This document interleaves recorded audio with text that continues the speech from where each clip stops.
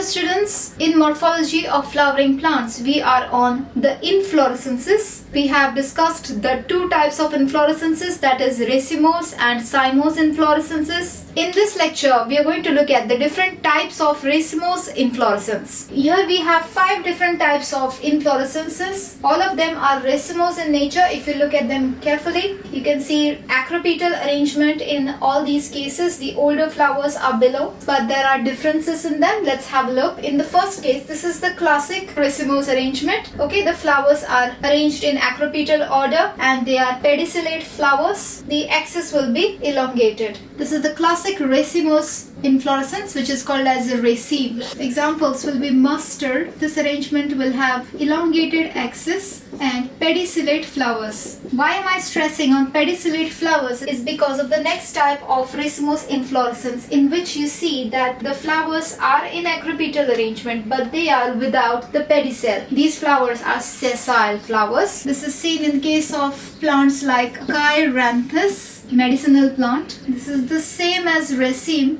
but these are sessile flowers. This type of racemose inflorescence is called as a spike, also seen in case of grains, wheat grains. Next, this is also a spike, but it's a drooping spike, seen in case of plants like mulberry. Did you know that a mulberry is formed from an entire inflorescence of flowers? This is the third type, which is called as the Catkin. Example, morus, which is mulberry, classic example. It is simply defined as a drooping spike. The flowers are usually unisexual flowers. Next, we move on to the fourth one. This is also a racemose arrangement. But what do you see? That in this case, pedicels of the older flowers are very long and the pedicels of the younger flowers are short, in such a manner that all these flowers will be brought to one level. Seen in case of cauliflower, Iberis, called as candy tuft. Have you heard of this flower? It will look like a very nice big flower because of this arrangement. This is known as Corymb. Example, cauliflower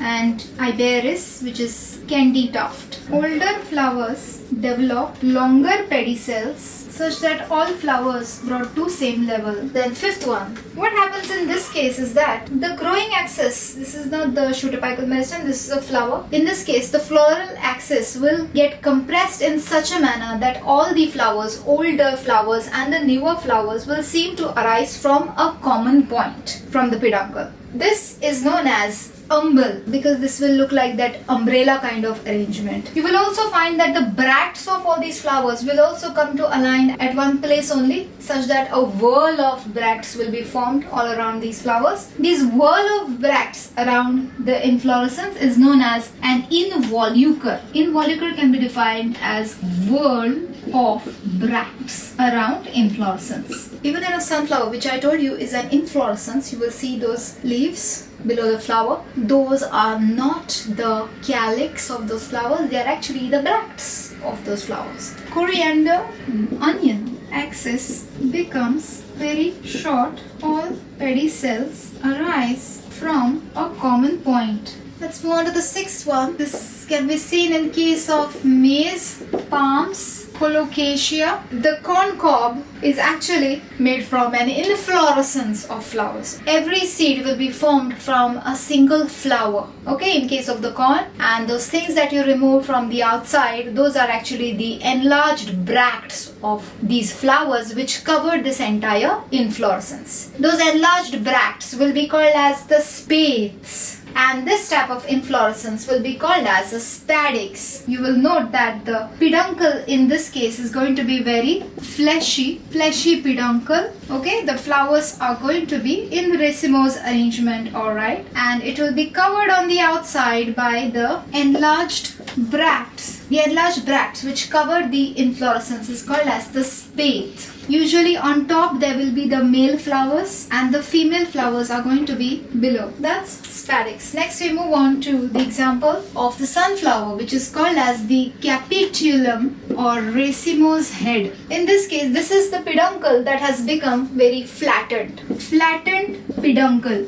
Flattened peduncle is called as a receptacle. An involucre of bracts will be seen all around. Involucre. And the flowers will be arranged from outside to inside in a centripetal centripetal arrangement. These are the flowers arranged from outside to inside in a centripetal arrangement. Flowers arranged in centripetal order. That is, the younger flowers will be towards the center, older flowers outside. Sunflower and all the flowers that belong to Asteraceae family, which sunflower also belongs to. The asters and all will have this type of racemose head. Finally, two more types we will see. What do you see? This looks like a racemose, but this racemose inflorescence is not forming flowers directly, but it is forming branches, and the branches are then further bearing the typical racemes. So this is a compound raceme. A compound raceme is known as a panicle. Panicle, compound raceme. Example, neem, gulmohar, oats. Similarly, there is a compound umbel as well. Example, coriander, fennel, carrot. For coriander, it's actually compound umbel, but the example is also cited in the umbel. It's more accurately a compound umbel. Then we have compound corymbs also, compound spadices also, but we will not go into that. We will stop here. So these were the different types of Racemose inflorescences. In the next lecture, we will do the different types of Cymose inflorescences. In the name of Lord Mahadev, please subscribe.